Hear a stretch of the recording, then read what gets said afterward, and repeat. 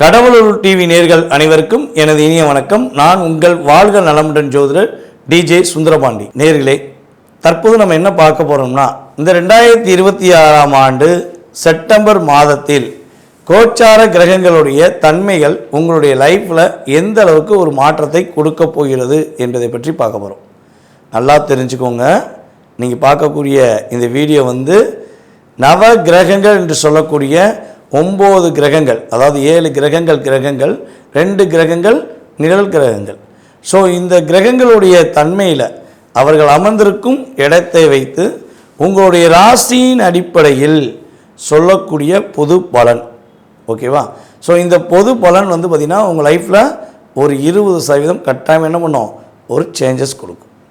So அப்படி பார்க்கும்போது இந்த செப்டம்பர் மாதம் என்ன ஒரு மிகப்பெரிய சிறப்பு, இந்த செப்டம்பர் மாதத்தில் என்ன ஒரு பெரிய மாற்றம் இருக்குது அப்படின்னு ஒரு எதிர்பார்ப்போட என்னெல்லாம் செய்யப்போகுது அப்படின்னு ஒரு என்ன சொல்கிறோம், ஒரு எக்ஸ்பெக்டடோட வரக்கூடிய உங்களுக்கு 4 கிரகங்களுடைய வலிமை உங்களுடைய வாழ்க்கையில் ஒரு பெரிய திருப்பு முனையை கொடுக்க போகுது.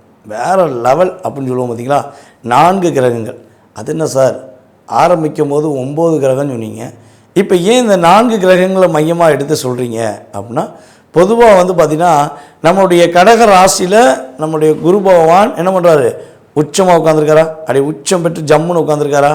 அதுக்கடுத்து நம்முடைய நவ கிரகத்தின் நாயகன் என்று சொல்லக்கூடிய நமக்கெல்லாம் ஒளியை கொடுக்கக்கூடிய நவ கிரகங்களுக்கே ஒளியை கொடுக்கக்கூடிய நவகிரக நாயகன் சூரிய பகவான் இந்த மாதம் தொடக்கத்தில் தன்னுடைய சொந்த வீடு, அதாவது சுய வீடுன்னு சொல்லுவோம்ல, சொந்த வீட்டில் உட்காந்துருக்கார். சிம்ம ராசியில் நம்முடைய சூரிய பகவான் கிட்டத்தட்ட 16ஆம் தேதி நைட்டு, 17ஆம் தேதி காலை வரையும் அவர் என்ன பண்ணுறாரு, சிம்ம ராசியில் வந்திருப்பார். அதுக்கடுத்தபடியாக பார்த்திங்கன்னா நம்முடைய கம்யூனிகேஷனுக்கு மிகப்பெரிய முக்கிய பங்கு வகிக்கும். எல்லாருடைய அறிவுக்கு மிகப்பெரிய காரக கிரகமான புதன் பகவான் இந்த மாதம்தான் பார்த்திங்கன்னா கன்னி ராசியில் அவருடைய மூல திரிகோண வீடுன்னு சொல்லுவோம். கன்னி ராசி நம்முடைய புதன் பகவானுக்கு மூல திரிகோண வீடு. ஸோ அந்த வீட்டில் நம்முடைய புதன் பகவான் என்ன பண்ண போகிறாரு, ஜம் பண்ணி போய் உட்கார போகிறார். அப்படி 7ஆம் தேதிக்கு மேலே, அப்படி 7ஆம் தேதி அப்படி ஜம் பண்ணி போய் என்ன பண்ணுறாரு, புதன் கன்னி ராசியில் மூல திரிகோண வீட்டில் இருக்கார். அப்போ அவர் என்ன பண்ணுறாரு, அங்கே உச்சமடைகிறார், அதுக்கப்புறம் ஆட்சி பெறுகிறார். மூல திரிகோணம் புதன் பகவானுக்கு இயல்பாகவே உண்டு. ஓகேவா?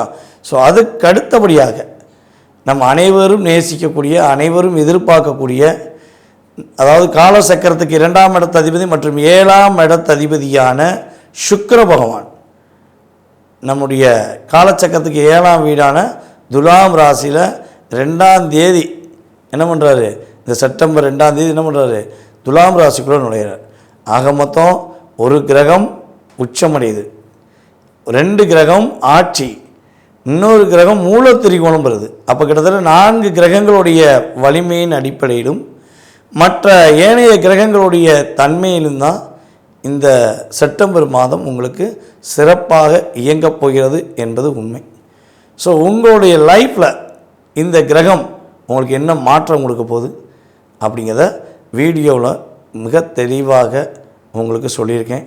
ஸோ நீங்கள் கவனமாக இருக்க வேண்டிய விஷயம் கம்மியாக தான் இருக்குது, நீங்கள் சிறப்படையக்கூடிய விஷயம் ரொம்ப ரொம்ப அதிகமாக இருக்குது.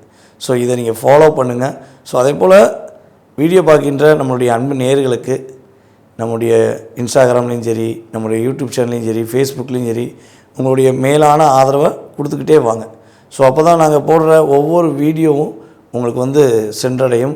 ஒவ்வொரு ஜோதிடர்களுமே அவங்களுடைய இஷ்ட தெய்வத்துடைய அருளாலும் குலதெய்வத்தின் அருளாலும் மற்றும் பிரபஞ்ச சக்தியாலும் ஒவ்வொரு விதமாக கணித்து சொல்லியிருக்காங்க. ஸோ இதில் பார்த்திங்கன்னா உங்களுக்கு எது ரொம்ப உள்வாங்கிற சக்தியில் இருக்கோ, ஸோ அதை என்ன பண்ணலாம், நீ கட்டாயமாக ஃபாலோ பண்ணலாம். ஓகேவா? ஸோ வாங்க வீடியோக்குள்ளே போகலாம். தைரியம், தன்னம்பிக்கை, வேகம், விவேகம் அனைத்தும் கலந்த கலவையாக எங்களால் எதுவும் செய்யாமல் இருக்க முடியாது, எதையா ஒன்று நாங்கள் செஞ்சுக்கிட்டே தான் சார் இருப்போம். எவ்வளோ தடைகள் வந்தாலும் சரி, எவ்வளோ போராட்டங்கள் வந்தாலும் சரி, நாங்கள் போராட தயாராக இருக்கிறோம். போராடுவதே எங்களுடைய வாழ்க்கையாக இருந்தாலும் போராடி வெற்றி பெறுவோம் என்ற மிகப்பெரிய தன்னம்பிக்கையுடன் இருக்கக்கூடிய நம்முடைய அன்பு நேர்களான மேசராசி என்பர்களுக்கு டயலாக்லாம் ஓகே. ஸோ அடி வாங்கணுன்னு தான் அடியோட வலியும் வேதனையும் தெரியும். நீங்கள் சொல்கிறது எனக்கு புரியுது. அதாவது எப்படி ஒரு அற்புதமான சிலைகளை செதுக்கிறதுக்கு அந்த கல்லை வந்து அடின்னு அடித்து அந்த சிலைகளை உருவாக்குறாங்களோ, அதே மாதிரி தான் நம்முடைய மேசராசிக்காரங்க பல பேர் சந்தோஷமாக இருக்கிறதுக்கு, பல பேருடைய வாழ்க்கை மகிழ்ச்சியாக இருப்பதற்கு உங்களை என்ன பண்ணுறீங்க, நீங்கள் ஒரு என்ன சொல்கிறோம், ஒரு கல்லை செதுக்கும் போது எவ்வளோ வலி இருக்கோ அந்த வலிகளையும் வேதனைகளையும் நீங்கள் தாங்கிட்டு உங்கள் லைஃப்பில் கொண்டு போயிருக்கீங்க. ஸோ இந்த மாதம் உங்களுடைய ராசியின் அதிபதியான செவ்வாய் பகவான் ராசிக்கு 3ஆம் இடத்துலேருந்து உங்களுடைய லைஃப் ஸ்டைலை ஸ்டார்ட் பண்ணுறார். இவ்வளோ நாட்களாக எவ்வளவோ தடைகளோ எவ்வளவோ பிரச்சனைகளோ ஏதேனும் போராட்டங்கள் இருந்துச்சு அப்படின்னா அந்த போராட்டம் அனைத்தையும் முறியடித்து உங்களுடைய முயற்சி ஸ்தானத்தை நீங்கள் என்ன பண்ண போகிறீங்க, வலுப்படுத்த போகிறீங்க. உறுதியாக உங்களால் முடியாதுன்னு ஒரு விஷயம் இந்த மாதம் எதுவுமே இருக்காது. ஓகேவா? இந்த மாதத்தில் உங்களுடைய முயற்சி ஸ்தானம் சூப்பராக இருக்க போகுது. அதே மாதிரி நம்முடைய மேசராசி என்பவர்களுக்கு ஒரு மிகப்பெரிய ஒரு திட்டமிடுதல் இருக்குது. ரொம்ப நாளாக யோசிச்சுருக்கீங்க, இது செஞ்சிடலாமா, இது செஞ்சால் நமக்கு பாதிப்பு வருதோ இல்லையோ மற்றவங்களுக்கு பாதிப்பு வந்துடுமோ, ஸோ நம்ம தான் இப்போ வரையும் பாதிப்பில் இருக்கோமே, என்ன பண்ணலாம் அப்படின்னு ஒரு திட்டமிடுதல் ஏதேனும் வச்சுருந்தீங்கன்னா தைரியமாக செய்யுங்க. இந்த மாதம்லாம் யோசிச்சுக்கிட்டே இருக்காதிங்க. போதும், யோசித்தது போதும். நீங்களும் அதாவது பொறுமையின் சிகரமாக இருக்க எவ்வளோ ட்ரை பண்ணுறீங்க. ஆனால் பொறுமையாக இருந்தாலும் என்ன பண்ணுறாங்க, கூட்டு வச்சு உங்களை ஒம்பளுக்குறாங்க, உங்களை டிஸ்டர்ப் பண்ணுறாங்கள. நீங்கள் ஏன் பொறுமையாக இருக்கணும்? நீங்களாக இருங்க. கட்டாயமாக இந்த மாதம் உங்களுடைய உள் மனசு என்ன சொல்லுதோ, நான் சொன்னேன், அவங்க சொன்னாங்க, இவங்க சொன்னாங்க, யார் சொல்கிறது கேட்காதீங்க. என்னையை பொறுத்தவரை உங்கள் உள் மனசு சொல்கிறத கேட்டு நம்முடைய மேசராசி என்பவர்கள் என்ன பண்ணலாம், தைரியமாக நல்ல விஷயங்களை என்ன பண்ணலாம், செயல்படுத்தலாம். அதற்கான அற்புதமான திட்டமிடுதலும் உங்களுக்கு கரெக்டான திட்டமிடுதல் விடுவீங்க. ஸோ அதை செயல்படுத்தக்கூடிய வாய்ப்பு என்ன ஆகும், உங்களுடைய முயற்சி ஸ்தானம் மூலமாக உங்களால் இயக்க முடியும் என்பது உண்மை. அப்போ ரொம்ப நாளாக எதிர்பார்த்த தன வரவு உங்களுக்கு உறுதியாக வரும். நீங்கள் எங்கே ஏதேனும் பணம் கொடுத்து ஏமாந்தீங்க, இல்லை உங்கள்கிட்ட பாசம் காட்டி மோசம் பண்ணி உங்கள் கூடவே இருந்து உங்கள்கிட்ட ஆட்டையை போட்டுட்டு நான் எது தரணும், நீ என்ன எவிடன்ஸ் வச்சுக்கியா, நீ அப்படியா இப்படியான்னு உங்களை வார்த்தைகளாக காயப்படுத்தக்கூடிய அத்தனை விதமான நபர்களுக்கும் சரியான பதிலடி கொடுக்க போது கிரகம்.